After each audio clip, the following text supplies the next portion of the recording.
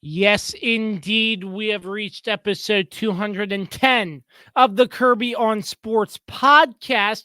As always, we will talk about our respective teams as my good friend, the weapon Dan Dembski's Baltimore Ravens defeated my Washington Commanders. The Chiefs were on a bye, but we'll have sort of an interesting segment coming up as the Dallas Cowboys fall to the Detroit Lions. It all comes your way next. Episode 210, the Kirby on Sports podcast.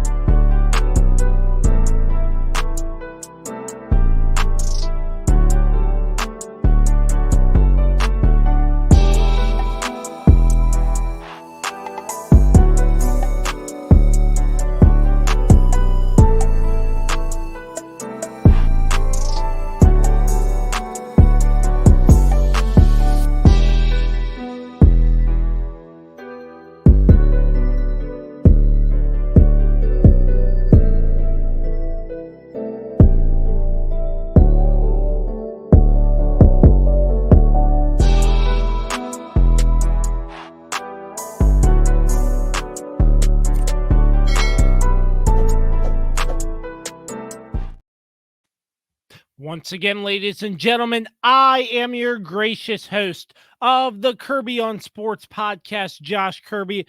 Thanks so much for tuning in. You can check out all of our work at www.kirbyonsports.com. For our sponsors, PM Plus Reserves, Transformative Alignment Group, Shenandoah Primitives, Barrett, Pest, and Termite Services, Mark Lynch with Guild Mortgage, Shenandoah Music, and the official energy drink of the Kirby on Sports podcast, Don't Sleep Energy. Use promo code KOS Podcast for 12% off your order every single time. We aren't wasting any more time bringing in a man that we haven't seen for a week, I believe. The weapon, Dan Dembski. Dan, good to have you. What's up, man? I was here last week, I think. Or was it the week before? I'm getting the week.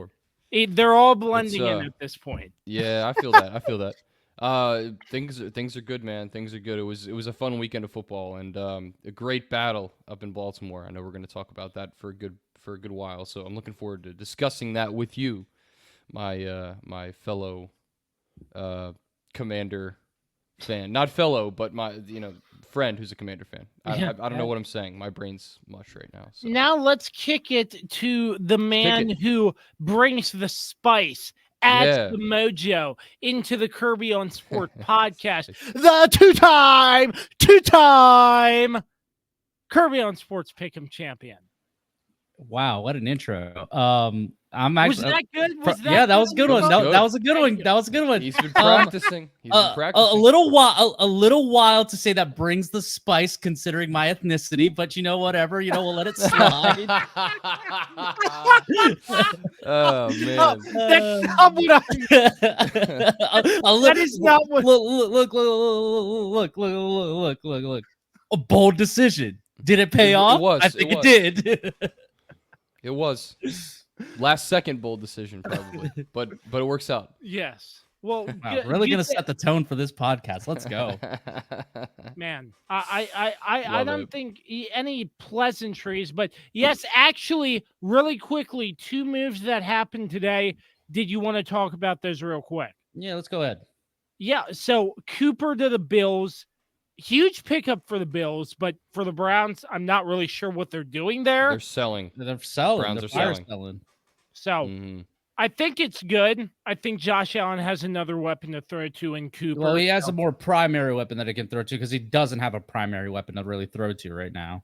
Yeah. Well, now he does, but which makes them even scarier. Crazy that it was the two teams that played last night are the ones that made the moves this morning. Yeah, right. And Devontae Adams reunited with his partner in crime, Aaron Rodgers. This is so stupid. This is such a dumb move. The dumbest move. He goes from a 2-4 team to a 2-4 team. It's like Rodgers he doesn't have it anymore, in my opinion. He just doesn't have it. He didn't like his weapons in Green Bay, which Adams was a part of, and Adams wasn't a part of that because they had to let Adams go to pay Rodgers' true. contract. That's what true. it was. It's That's not true. that he wanted Devontae gone. It's just he wanted to get paid. Yeah. Yep. So it's going to be interesting to see how those two moves pan out, but that's the big news of the day. It tends to happen on a Tuesday right before we record the Kirby on Sports podcast. So Works out well. yeah, works Just get out to well. talk about it a Oh, little bit. also another big move. Big move, guys. Big moves.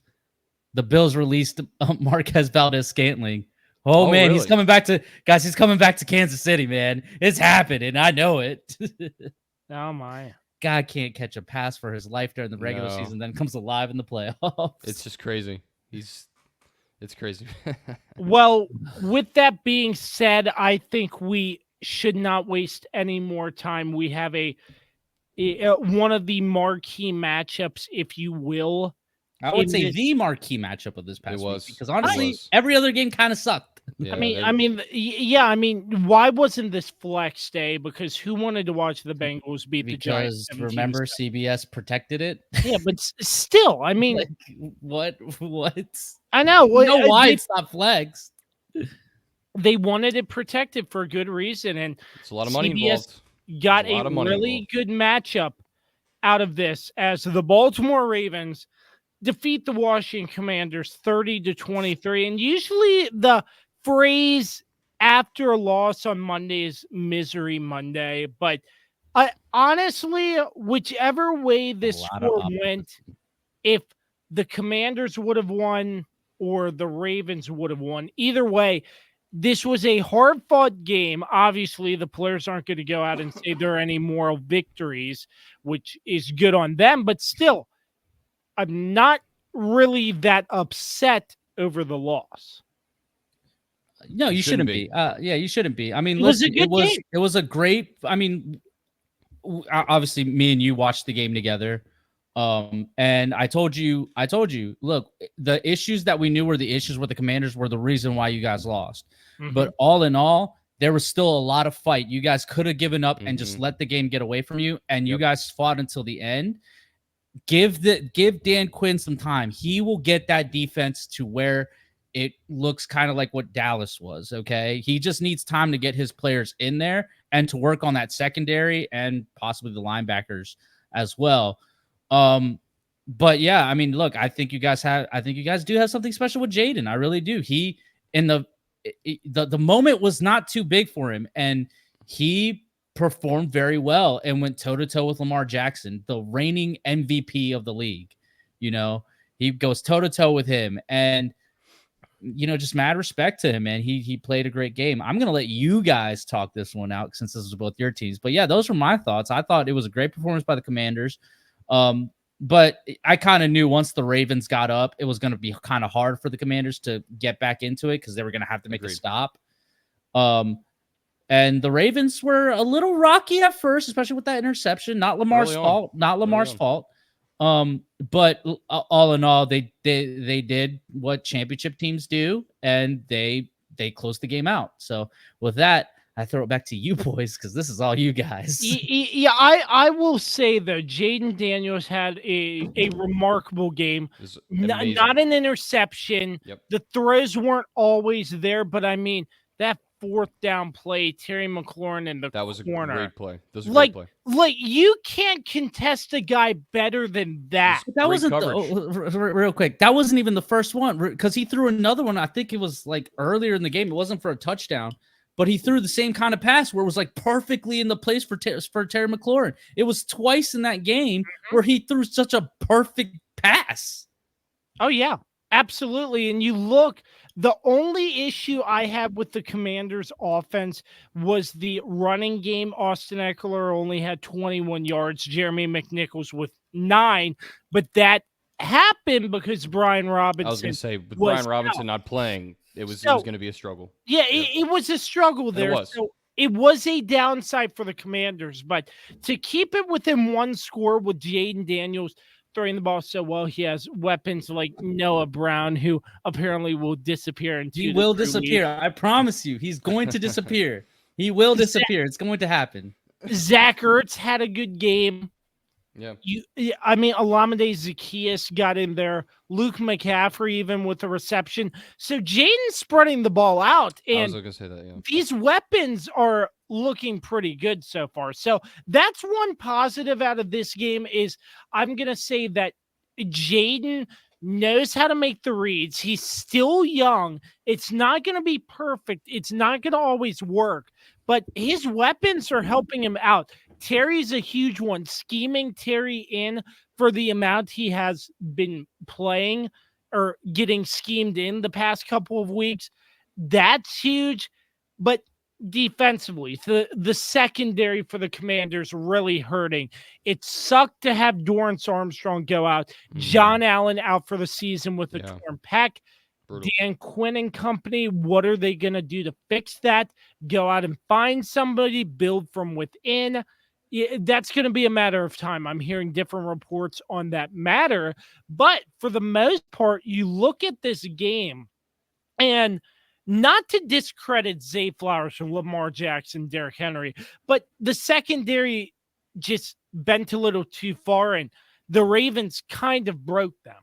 So, but again, it's the level caliber of team that these two teams are. Jayden as a rookie with a new and as Dan Quinn likes to say, a recalibrated team. They're recalibrating, which they're doing a good job so far.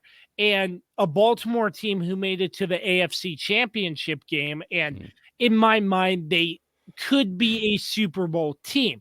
That's just how I feel last year. But, besides that, the defense, they still play decent, but still just those chunk yards. Zay Flowers did really good. Derrick Henry, I mean, he knows how to run the football. He's a beast. Yeah. I mean, absolutely, he's a beast. And the Commanders were able to stop him some, but not all the time. And the not all the time part is where it really came to hurt the Commanders sometimes. But again, in closing, to keep this a one-score game, we look at last year. If Rivera was coaching this team, they'd be losing by 4 or 5 scores. Yeah, easily. Let's just say that. Easily. Your thoughts, Dan? No, I agree. I would say the Commanders were impressive to me, especially, I mean, just watching Jayden Daniels play quarterback is impressive. To see a rookie quarterback with such poise in the pocket.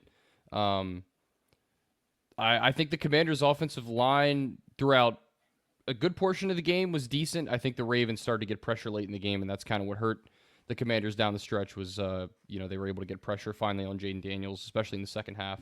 But, I mean, his poise and his confidence in the pocket, and just the accuracy on his throws. I mean, you mentioned it, Kirby, the throw, especially a couple throws, especially to Terry McLaurin. But I just think in general, like his accuracy, if Carlos has said this, if he bulks up a little more, like he's gonna be around for a long time, and he could be the next great quarterback in the National Football League. Kind of been waiting to see this in the NFC, like who's going to be the next great quarterback in the NFC, because I think the AFC obviously has 3 or 4 guys right now you could say are the future of the conference, future of the NFL. And Jayden Daniels, I think, is on his way to being that. It's just crazy how much different this offense looks with similar receivers to last year, obviously. But with Jayden Daniels, there's just this energy there that I haven't seen in Washington since, I mean, we all know RG3's first season there. That was really the last time we saw this kind of injection into this team. And you see the excitement in Washington and the hype around this team, which is legitimate. They proved they can beat pretty much anyone in the NFL, I think, with that in that game.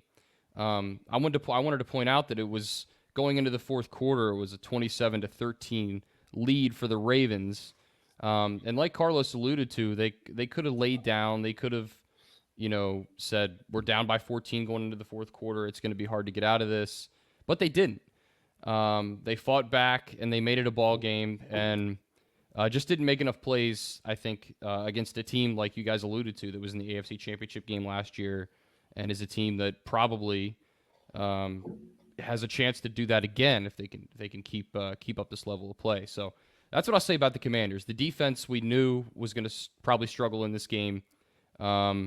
They played well to start. Like, obviously the interception, but I think just the first 2 or 3 drives of the game, they were pretty solid. The Ravens finally got it going a little bit on offense, and then, there was the biggest concern I have for this Commanders defense is just the amount of wide open receivers, especially on 3rd and medium. It felt like Zay Flowers was wide open like several times. You had Rashad Bateman getting wide open several times.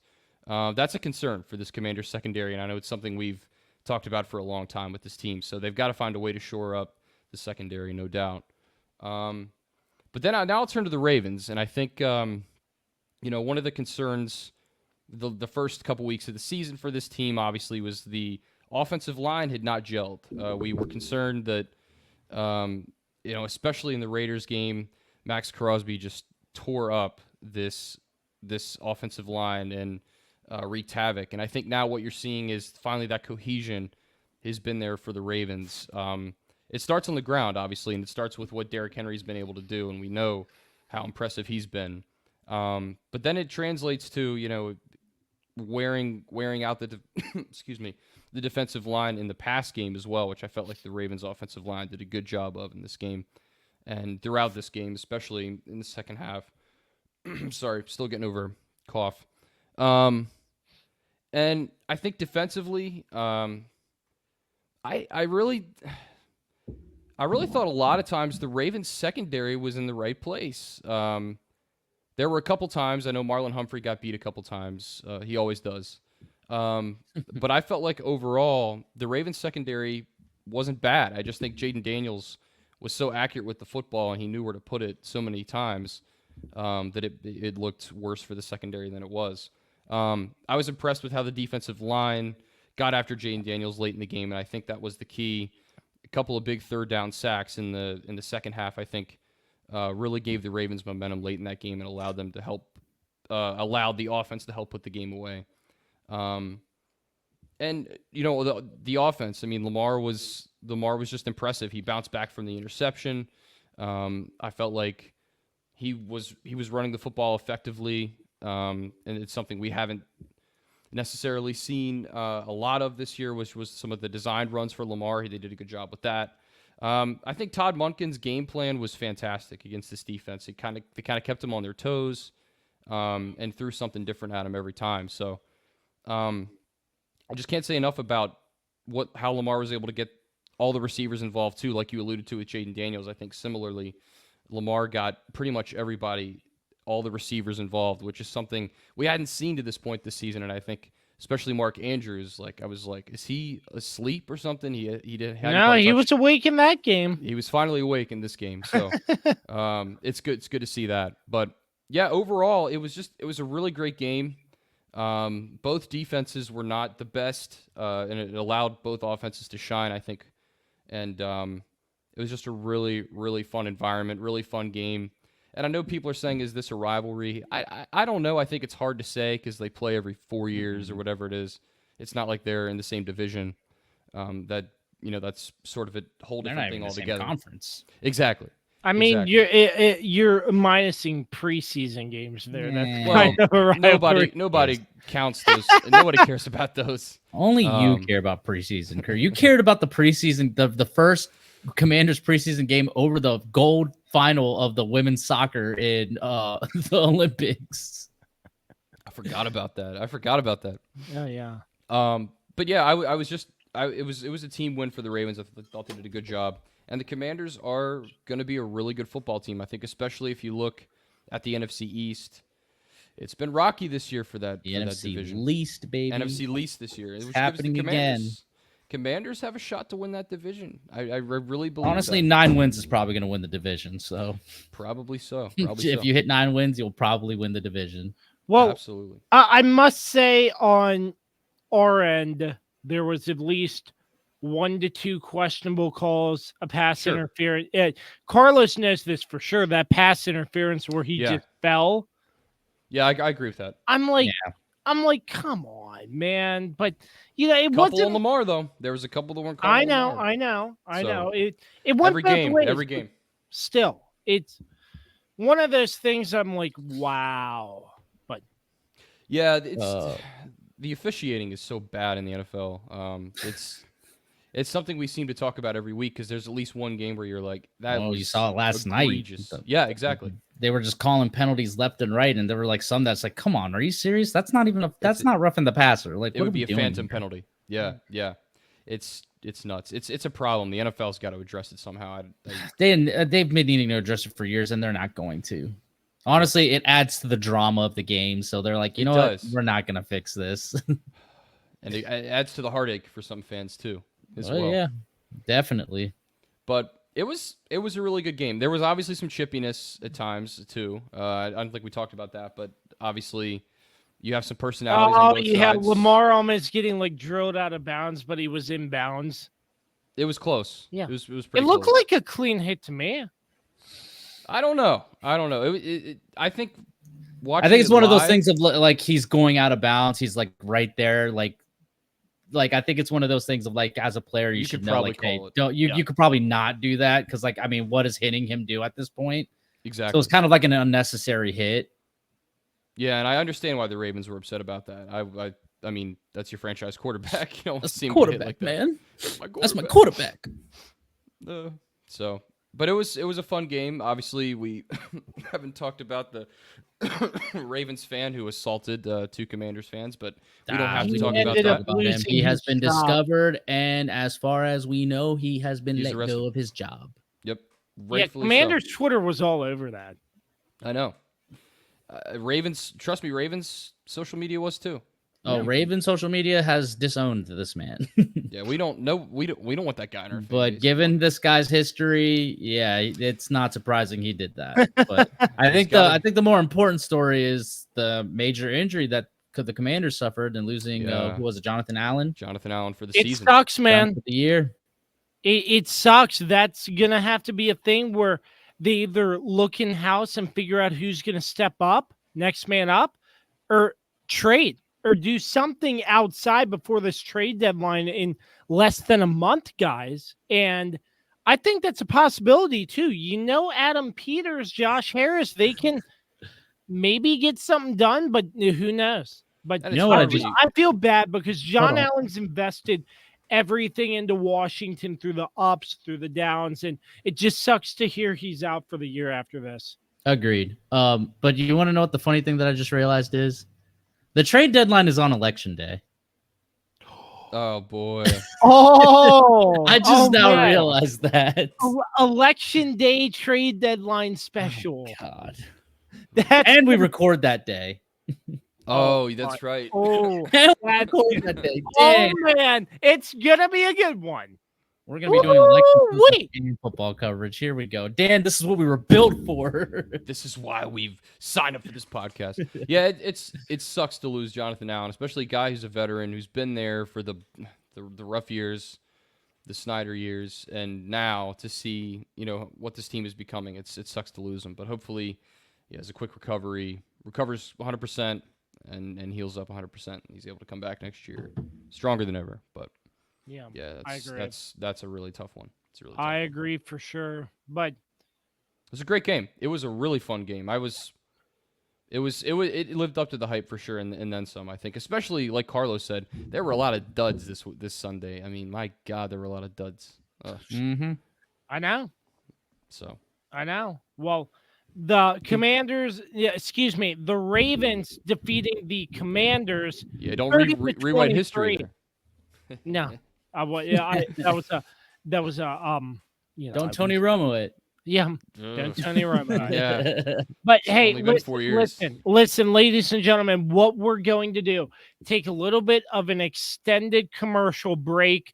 Carlos has something big planned. So you're not going to want to miss this. If you're on the YouTube side, audio side, he will explain that as well. You're tuned into episode 210 of the Kirby on Sports podcast, and we'll be right back. For sports fans living in condominium and homeowners associations, as well as business professionals, when you need a reserve study, PM Plus Reserves has been in business since 1990.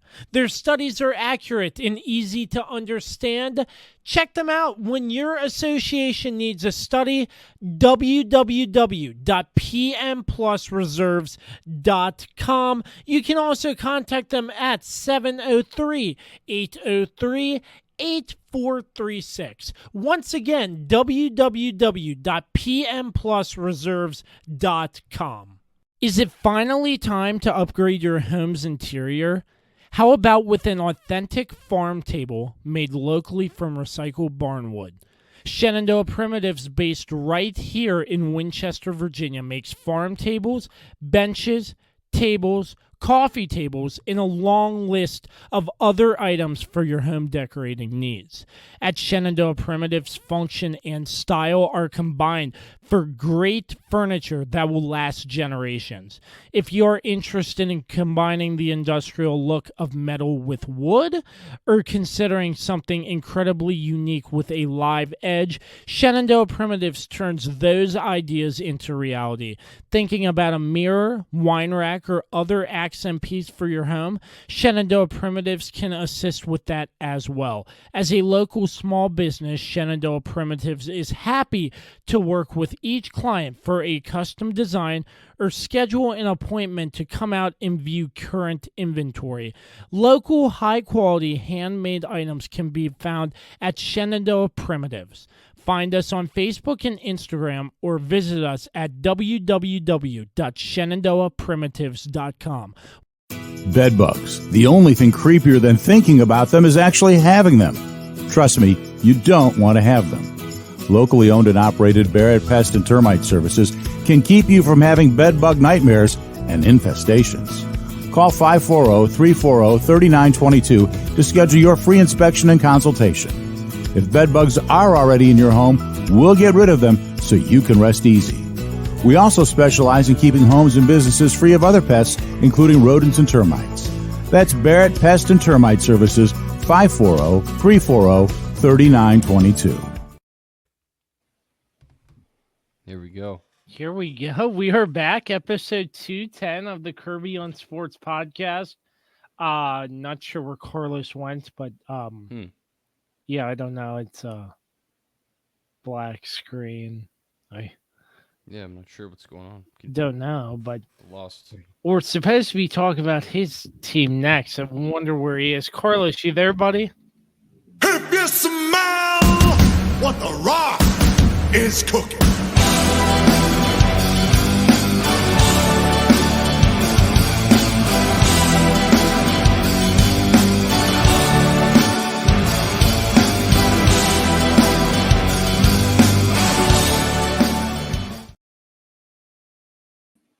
Yes, I am here, ladies and gentlemen, because we can all now finally say, finally, the Swiss Army knife has come back to the podcast.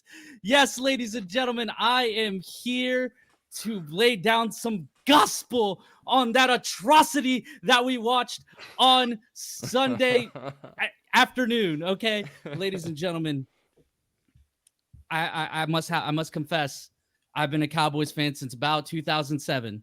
The Cowboys won the Super Bowl a few months after I was born. It was just destiny that the Swiss Army knife was going to be a Cowboys fan. Okay, but what happened this Sunday was a disgrace. And then the reaction afterwards by the owner, Jerry Jones, the GM, the man who can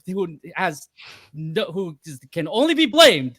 Okay, I have a lot of thoughts running through my head. I apologize for all the stuttering right now. Okay, but he is to be blamed, and his excuses and his lack of accountability must be called out. That jabroni must be held accountable to then use his power to then try to be the bigger man, to try to make a man scared for his job in that poor radio host that he insulted today. Okay, he must be held accountable. Jerry Jones, this is your fault. Okay, This is your doing. You did absolutely nothing in the offseason. Absolutely nothing. Not a damn thing. Not a zip, chip, nada. Okay?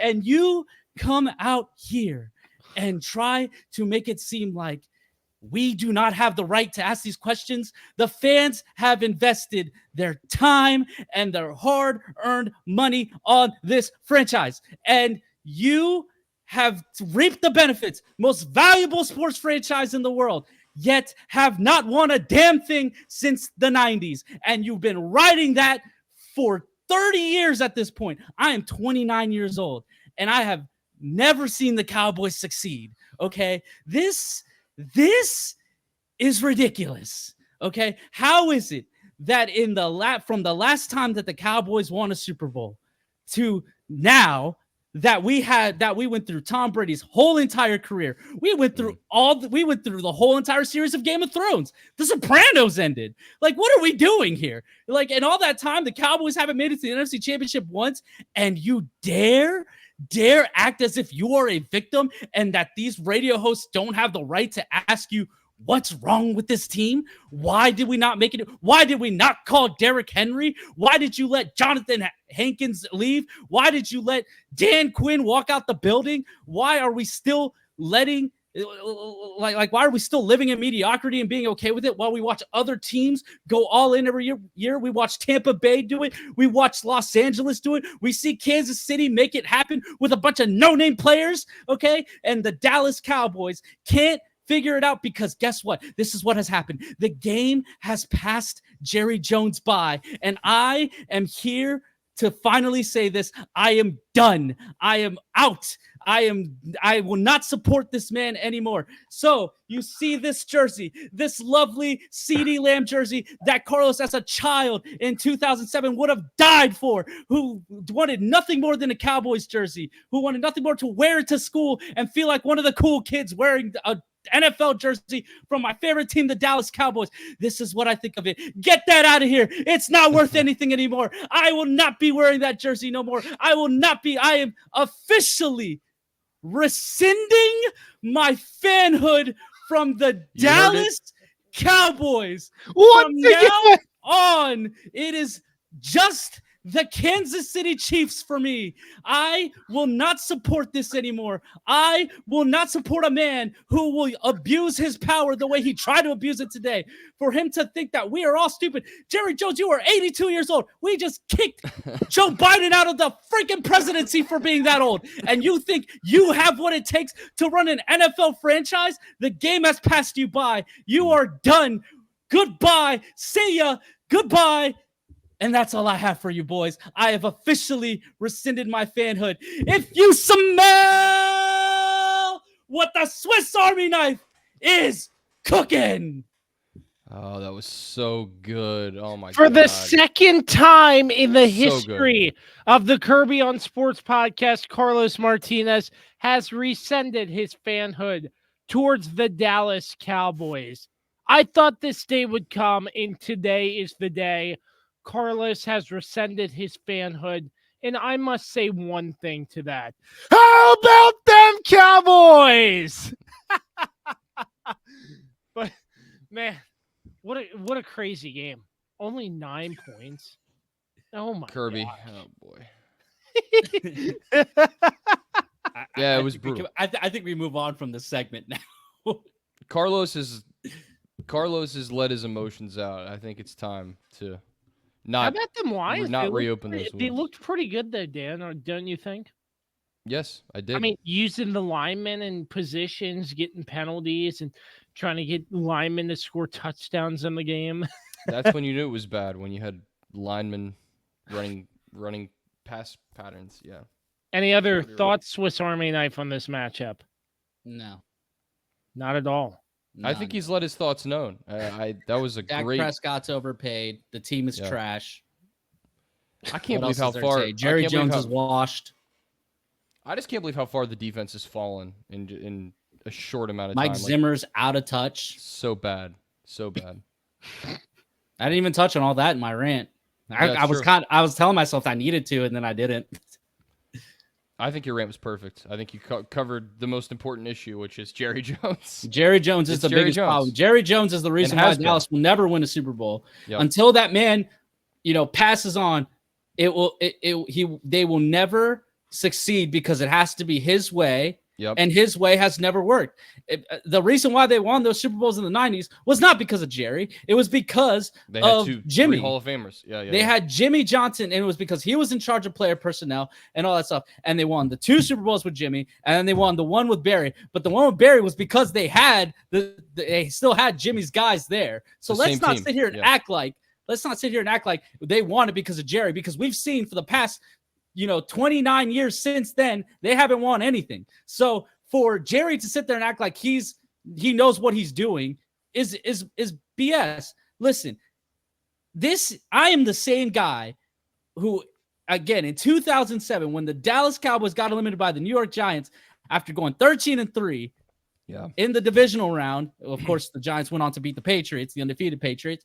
Right. I cried that day, okay? That was my first big heartbreak with the Dallas Cowboys. Since then, it's been nothing but that. And it has been nothing but just constant gaslighting and constant BS coming out of that man's mouth. And every year, we've bought into it.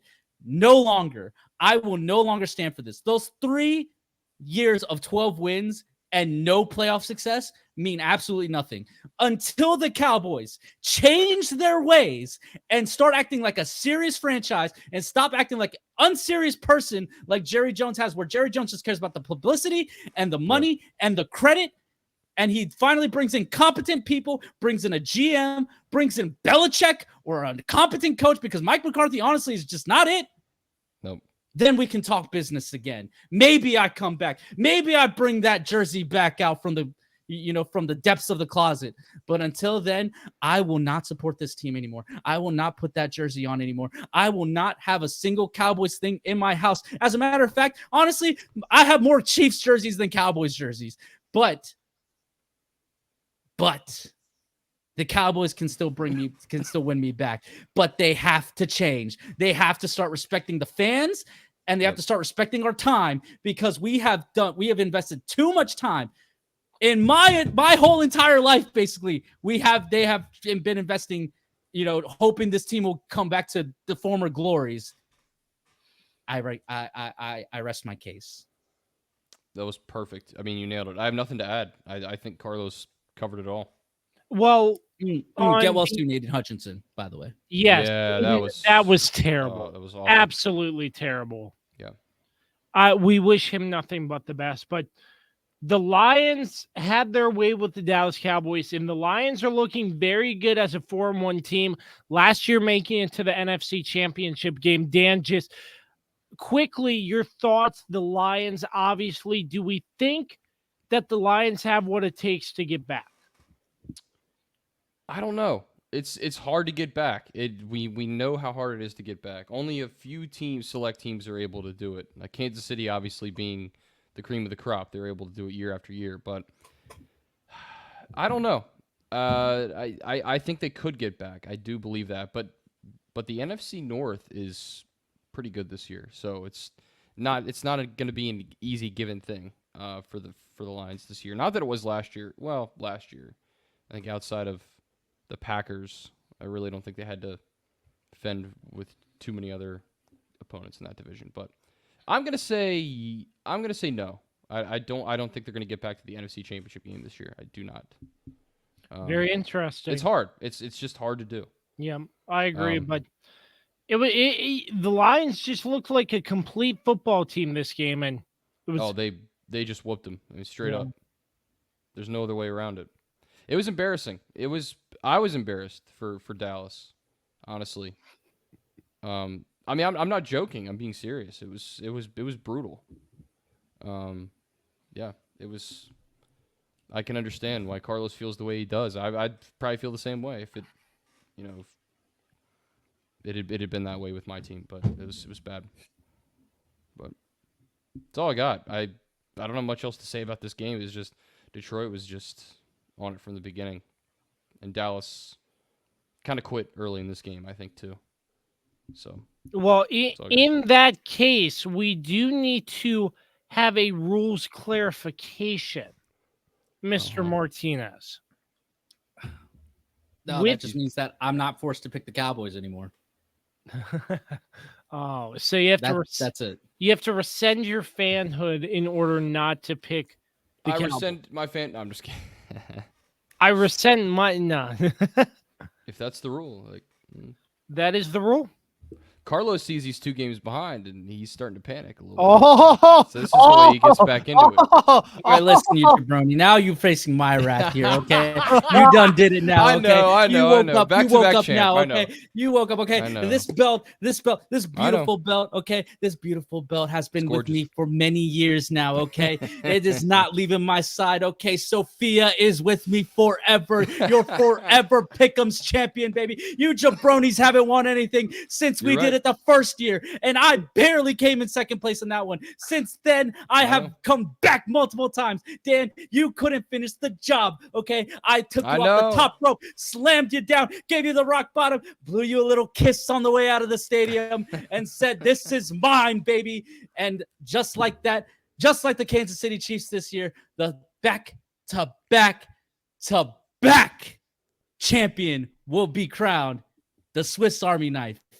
You're welcome. If both of those things happen, I might retire from this podcast for good. I'm serious. I'm serious. I could deal with Carlos winning another Pick'em's thing because he's good at it. But Kansas City winning another Super Bowl, I don't know about that. Get ready I don't for know it. about It's that. coming. I don't know. Well, Carlos, how about we go to another commercial and get into these pick'ems? Let's do it. Let's do it. We'll be right back. You're listening to episode 210 of the Kirby on Sports podcast. Hi, this is Mark Peter Lynch with Guild Mortgage. One of the greatest joys in doing business over the last 30 years in the Shenandoah Valley is helping people buy their first home. Buying their first home and putting the keys in their hand at the closing table has brought me so much joy. If you want to buy your first home, a second home, or an investment property, or build wealth through investment in real estate, give me a call. My phone number is 540-664-4700, or you can find me on the World Wide Web at www.marksmortgage.com. It's Jason, General Manager at Shenandoah Music, here to tell you all about... Jay, what are you doing here? Well, Matt, I'm trying to tell the people about our selection of guitars, basses, keyboards, drum sets. I know that, but I always do the radio spots. You get to have all the fun. I want to tell everyone about our huge selection, unbeatable prices, unmatched service, and in-depth knowledge. Jay, I really don't think now is the time to discuss. So remember, folks, when you think music, think Shenandoah Music in Winchester. That's my line. We are back, episode 210 of the Kirby on Sports podcast. If you're just joining us, Carlos, the Swiss Army Knife Martinez, has rescinded his fanhood for the second time in the history of the Kirby on Sports podcast to the Dallas Cowboys. So, breaking news if you're just joining us. Now, it is time for the Kirby on Sports Pick'em. Are you running the show still, Carlos, with that? Let's pull it up. All right. Here we go. Here we go. Christ. No, I was just One making job. sure you Freaking just had the shades. jabron. You looked Jabron. intense. Freaking jabron over here. Jesus. All right, ladies and gentlemen, welcome to week 7 of the Pick'ems Challenge, or the Kirby on Sports Pick'ems Challenge, brought to you by Anthony's Pizza, home of the Warrior. As you can see, interesting developments happening here in the Pick'ems. Okay, so first place remains Dan, who had a perfect week last week. Congratulations, Dan. He Thank you. went 24, and he is now 24-12. He went 6-0 for the week. And me and Kirby are both tied at 22-14. We both went 5-1 for the week. Both got one game wrong. It's a good week. So with that brings us to this week's games. We will be picking the marquee game, of course, the Kansas City Chiefs and the San Francisco 49ers, a rematch of last year's Super Bowl in San Francisco, of course. We also have the Houston Texans against the Green Bay Packers. Another great matchup between two young quarterbacks. Very excited for that one. We have the Baltimore Ravens against the Tampa Bay Buccaneers, two conference powerhouses. Obviously, Tampa Bay is playing very well. Baltimore's playing very well. The first big AFC North matchup between the Lions and the Vikings, the undefeated Vikings taking on who seems to be everybody's pick, the future NFC champions, the Detroit Lions. So we'll see how that matchup goes. And then two fun games in the Chargers and Cardinals and the Seahawks and Falcons. I will go first, as always, as your two-time pie eating, jabroni beating, too sweet to be sour, your mama loves me champion, Pick'em's champion. Thank you. God, I really invest in the role when I put this outfit on. A little bit. So I will obviously be taking the Kansas City Chiefs over the San Francisco 49ers because I'm contractually obligated to. And of course, I'm going to always pick the Chiefs regardless because they're about to go 17-0. Write that down, Kirby. Well, we already made the bet that if they go 17-0, I have to get them I have to get it tattooed on my forearm. That's right. Exactly. So it's already been. I've already made the commitment. I will take the Packers over the Texans. I think because this game is in Green Bay, I just think it gives the Packers more of an advantage. And with getting Watson back, I think it just adds a whole nother dynamic to this offense that we saw against the Cardinals. And Jordan Love is getting back to playing at a high level. So I really like where that's at. I will take the Ravens over the Bucks. I just think the Ravens are hot right now, and I just think that they're going to find a way to stop Baker Mayfield. And it's going to be a close and intense game. I do say that. I will take the Lions over the Vikings. I know the Vikings are undefeated, and it really feels like a lot of people don't believe in them. But the Lions just look way too good this last week for me not to pick them. And Sam Darnold is on pumpkin watch, so we'll see. We'll see if he eventually turns back into a pumpkin. We'll see. I will take the Cardinals over the Chargers. I just have a feeling like this is going to be a good game for Kyler Murray. I think the Chargers they don't really impress me that much. And I mean, it's not like the Cardinals they have high highs and low lows. And I feel like we're going to get a high here.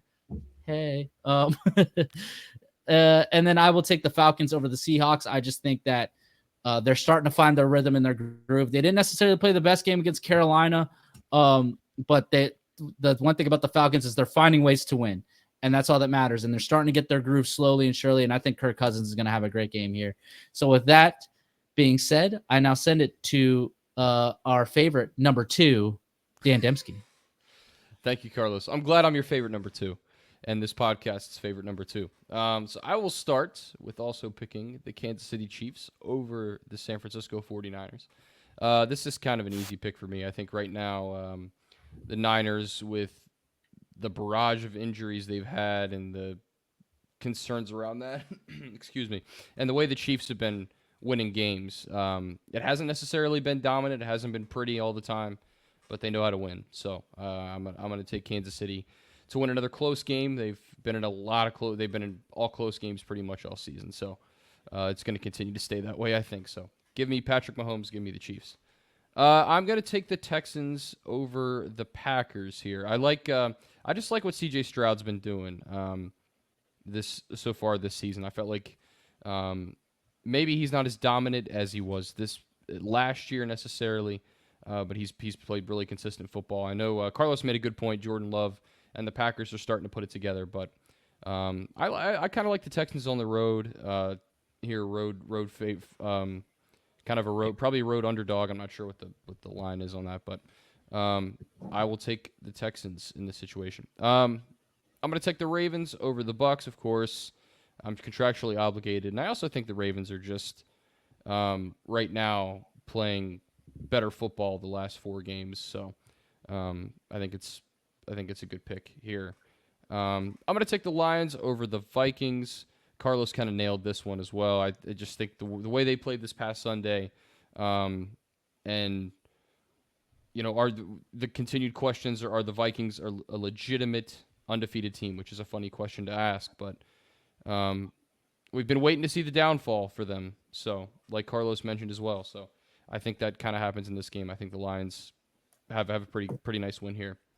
I'm going to take the Chargers over the Cardinals. This was a hard one for me to pick. I almost flipped a coin because I think this is a pretty even matchup. But like Carlos said, the Cardinals have lows. I think this is a game where Kyler makes too many mistakes. I think the Chargers take advantage of it. Not that their offense has been the greatest, but this seems to me like it could be a J.K. Dobbins breakout game. He had one, I think, in week 1. I see another opportunity for him here to have another breakout game against this Cardinals defense. So give me the Chargers. And then last but not least, certainly, I will take the Atlanta Falcons over the Seattle Seahawks. I just think the Falcons right now are just the more consistent team. They've just been playing winning football. The Seahawks have been a little up and down for me. I'm not sure. You're not sure what you're going to get, especially from their offense. Like a box of chocolates. They're like a box of chocolates. So I'm going to take the Falcons, and with that, those are my picks this week. I'll remind everyone again that I was 6-0 last week, so maybe it could happen again. Maybe. Probably not, because that's extremely rare. But with that, I will throw it over to the host and founder of this podcast, Josh Kirby. Over to you, sir. Thank you very much, Dan. My picks are going to be the Kansas City Chiefs over the San Francisco 49ers. The 49ers, obviously, with some injuries, some guys coming back. I just think the Chiefs are going to be clicking and get this victory on Sunday. I'm going to pick the Texans over the Packers. This will be a close game. Last week, the Texans sort of struggled a little bit, but I think they can bounce back. And I think this is a good game to bounce back. The Texans are a good team, and I'm picking the Texans. The Ravens, like Carlos said, they're getting hot, and I'm not sure if Tampa Bay is equipped to handle the Ravens. I'm picking the Ravens here. Although the Vikings are undefeated first place in their division, the Lions just look way too good. My gut's saying I can't pick against this game, so I am picking the Lions. Like you said, Dan, this next one's a toss-up. I think it's evenly matched, but I think the Chargers have the upper hand in this matchup as well. In the next game, the Falcons are looking good, sort of struggling against Carolina. The Seahawks also, they have some weapons, but I think the Seahawks get the job done against Atlanta. So with that, those are my picks for NFL Week 7. Kirby on Sports PickEm. You pick with us. We post this on Facebook, and if you get the most amount correct, you get a free large cheese pizza from Anthony's Pizza, Stevens City, Virginia. Do you have any stats for us, Carlos?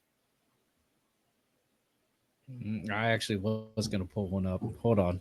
Okay. I actually was going to pull one up. Well, I was waiting for you. I didn't want to put it down until. Hold on. While you're searching for that, though, I do have something to add on a completely random note. Okay, hold on. I got you. Okay. So, just for clarification, okay, I have a stat for Kansas City, San Francisco. Okay. Andy Reid coming out of a bye week is 21-4. Oh, man. He's 8-3 with the Chiefs and 13-1 with the Eagles. Ooh. Last year was like the first time he had lost after a bye week since Patrick Mahomes became his quarterback. In terms of the history of our pick'ems, I had it. I had the graphic. I'm sorry. I'm so unprepared now. My fault, fellers. Technical difficulties happen. As I was saying, I do have something on an unrelated note that I think it's relevant to share. The effects of the hurricane in Florida has made an impact. Tampa Bay Rays, Tropicana Field, according to Fox Sports on Twitter, MLB. Tropicana Field will not be ready for opening day, March 27th. I mean, everyone expected that. I mean, listen, that place. I mean, finally they can is renovate gone. that place. The roof is gone. Like, what are you gonna do? I understand that, but still, it's crazy to think where might they play because Tropicana Field will not be ready. They'll find a baseball Oakland stadium somewhere. How about Oakland? You're funny. You're funny. I mean, it's an empty stadium. Just saying. Yeah. Anyways, okay, real quick, boys. Okay, so going into week 7 last year of the Pick'ems, this is where we were. Dan was in first place at 22-14, which means he's 2 games above where he was last year. Kirby was in second place at 21-15, which puts him 1 game above where he was last year. I was in last place at 20-16, which puts me 2 games higher than where I was last year. Both have 2-game difference. Given by this metric, given all this information, Dan made the comment, I'm freaking out because I'm 2 games behind. I was 2 games behind last year. How did it turn out? I was joking. All right. You're shooting yourself in the foot, my boy. Oh, my. I was joking. I was trying to rile you up, and it worked. With that, it was kind of short, but very sweet and very fun. Very sweet. Yeah, that concludes another edition of the Kirby on Sports podcast. A huge thanks to all of our sponsors, as always, PM Plus Reserves, Shenandoah Primitives, Transformative Alignment Group, Barrett, Pest, and Termite Services, Mark Lynch with Guild Mortgage, and Shenandoah Music, along with the official energy drink of the Kirby on Sports podcast. Don't sleep energy. Use promo code KOS podcast for 12% off your order every single time. You can find the podcast on www.kirbyonsports.com, all streaming platforms, all listening platforms.